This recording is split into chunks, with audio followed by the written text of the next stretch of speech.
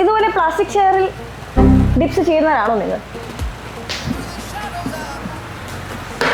എടുത്തങ്ങ് എറിഞ്ഞേക്കുക. Because safety comes first. ഇതുപോലെ strong ആയിട്ടുള്ള ഏതെങ്കിലും ബേസിൽ വേണം ചെയ്യാൻ. ട്രൈസെപ്പ് ഡിപ്സ് ചെയ്യുമ്പോൾ രണ്ട് കൈയും നമ്മൾ ഇരിക്കുന്നതിൻ്റെ നേരെ സൈഡിലേക്കായിട്ട് പ്ലേസ് ചെയ്യാം. കാല് രണ്ടും കംപ്ലീറ്റ് ആയിട്ട് ഫോർവേഡ് കൊണ്ടുപോവുക.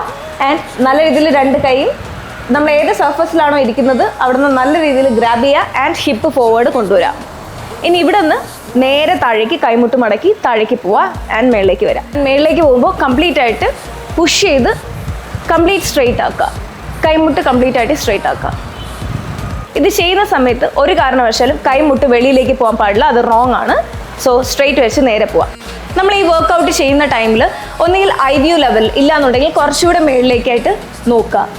ഒരു കാരണവശാലും തല റൈറ്റ് ഓർ ലെഫ്റ്റ് തിരിക്കാനായിട്ട് പാടില്ല. ഇത് കമ്പൽസറി ആയിട്ട് ഓർത്ത് വെക്കേണ്ട ഒരു കാര്യമാണ്. ആൻഡ് താഴേക്ക് പോകുന്ന ടൈമിൽ സ്പൈൻ സ്ട്രെയിറ്റ് ചെയ്ത് തന്നെ വെക്കുക. ഒരു കാരണവശാലും കൂനിരുന്ന് പോകാതെ സ്ട്രെയിറ്റ് ആയിട്ട് പോകാനായിട്ട് ശ്രമിക്കുക. ഇതിൻ്റെ അലൈൻമെൻറ്റ് എല്ലാവർക്കും മനസ്സിലായെന്ന് വിചാരിക്കുന്നു. സോ ട്രൈസെപ്പ് ഡിപ്സ് ട്രൈ ചെയ്ത് നോക്കുമ്പോൾ ഈ പറഞ്ഞ കാര്യങ്ങളൊക്കെ ഒന്ന് ഓർത്ത് ചെയ്ത് നോക്കാം.